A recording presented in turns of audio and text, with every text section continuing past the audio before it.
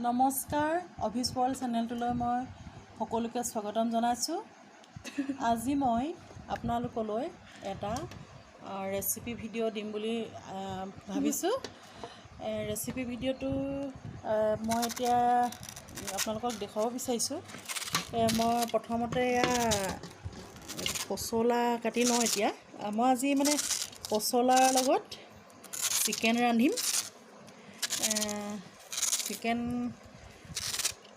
পচলাৰ লগত খাবলৈ খুবেই ভাল হয়।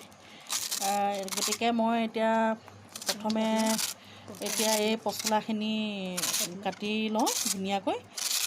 বাৰী পচলা হয়, এইটো পচলা জাতিকলৰ হয়, ভীমকলৰো পাৰি, নিজৰ ইচ্ছামতে খাব পাৰি। পচলা আমাৰ বাৰীত ভীমকল নাই, গতিকে আমি প্ৰায় জাতিকলৰে খাওঁ। আমি পচলা হওক, কলডিল হওক, চেনিকলৰো আছে বাৰু। চেনিকলটো অলপ টান হয়, ক'লা পৰে শাককণ, সেইকাৰণে জাতিকলৰে কাটি আনি ৰেডি কৰিবলৈ লৈছোঁ। তাৰপিছতে চিকেনখিনি মই ৰেডি কৰি থৈছোঁ, মেৰিনেট কৰি দেখুৱাম বাৰু আপোনালোকক। আপোনালোকে ভিডিঅ'টো স্কিপ নকৰাকৈ সম্পূৰ্ণকৈ শেষলৈকে চাব বুলি আশা ৰাখিছোঁ। তেন্তে ব'লক মই এইখিনি কাটি মেলি আজৰি হৈ লওঁ, তাৰপিছত আকৌ পুনৰ লগ পাই আছোঁ।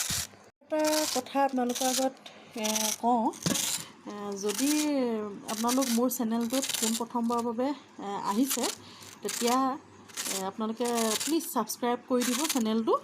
আৰু মোক এই ছাবস্ক্ৰাইব কৰি আপোনালোকে আগবাঢ়ি যোৱাত সহায় কৰিব বুলি আশা কৰিছোঁ। লগতে চেনেলটো ছাবস্ক্ৰাইব কৰাৰ লগতে ঘণ্টা বুটামটো বজাই দিব কাষতে থকা, আৰু লগতে কমেণ্ট আৰু লাইকো কৰি দিব। এতিয়া ব'লক। মোৰ এতিয়া এই পচলাখিনি কটা হৈ গ'ল। কাটি হোৱাৰ পাছত মই এতিয়া ধুনীয়াকৈ পচলাখিনি হাতেৰে মোহাৰি মিহি কৰি ল'লোঁ।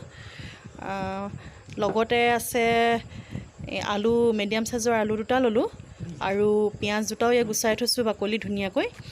মই পিঁয়াজ দুটা লৈছোঁ, সৰু সৰু, মানে ডাঙৰ পিঁয়াজ নাছিলে, সেইকাৰণে সৰু পিঁয়াজ দুটা লৈ লৈছোঁ।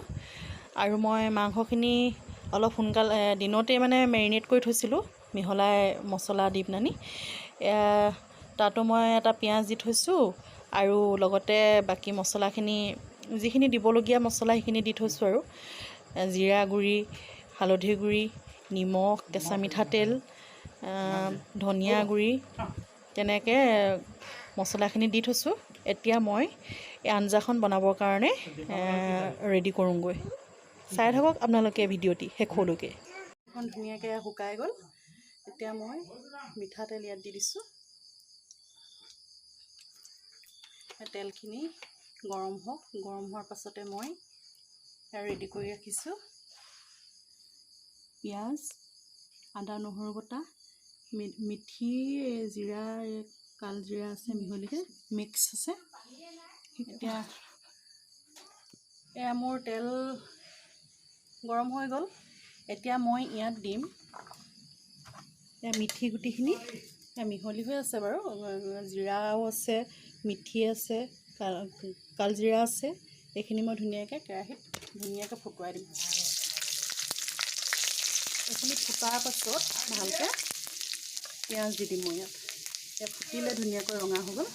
এতিয়া মই ইয়াত পিঁয়াজ এড কৰি দিছোঁ।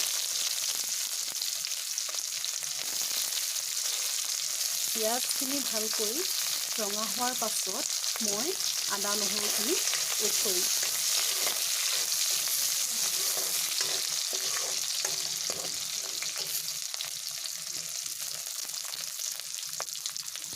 এতিয়া মই অলপ সোণালী ৰংটো আহিছে পিঁয়াজখিনিত।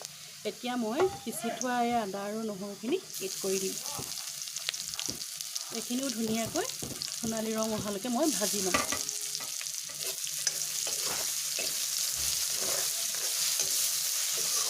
এতিয়া প্ৰায় বাদামী ৰং এটা আহিছে, সোণালী ৰঙৰ। এতিয়া মই ইয়াতে নিমখ এড কৰি গেছটো অলপ মিডিয়াম কৰি থ'ম, নহ'লে পুৰি যাব পিঁয়াজখিনি। মই মেৰিনেট কৰি থোৱা মাংসখিনি ইয়াত কেৰাহীত ধুনীয়াকৈ দি দিম।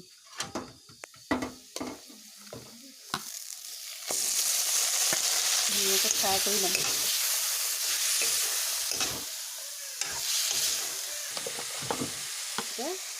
নিমখ অলপ এড কৰিছোঁ। আগতে মেৰিনেট কৰোঁতে অলপ মিঠা আছিলে, সেইকাৰণে ইয়াত অকণমান কমাই দিছোঁ। মই হালধি গুড়া অকণমান দিছোঁ। আমাৰ ঘৰুৱা হালধি হয়, বেছি নিদিলেও হয়, আৰু মই মেৰিনেট কৰোঁতেও অলপ দি থৈছোঁ, গতিকে অকণমান দিছোঁ। এতিয়া এইখিনিতে ধুনীয়াকৈ মিহলাই ঢাকি থওঁ অলপ সময়ৰ বাবে। অলপ ৰঙচুৱা হৈছে আৰু অলপ ভাজিব লাগিব, আৰু অলপ এদিয়ে ঢাকি থৈ দিম। মাংসখিনি প্ৰায় 70% হৈ গ'ল আৰু ভিজিলে। এতিয়া আমি কাটি থোৱা পচলাখিনি এড কৰি দিম। তাৰপাছতে আপোনালোকে আমাৰ ফাইনেল লুকটো দেখিবলৈ পাব। এয়া ধুনীয়াকৈ এয়া পচলা আৰু চিকেন ৰেচিপি ৰেডি হৈ গ'ল। আপোনালোকৰ এই ভিডিঅ'টি যদি ভাল লাগিল তেন্তে like, share, comment and subscribe কৰিব।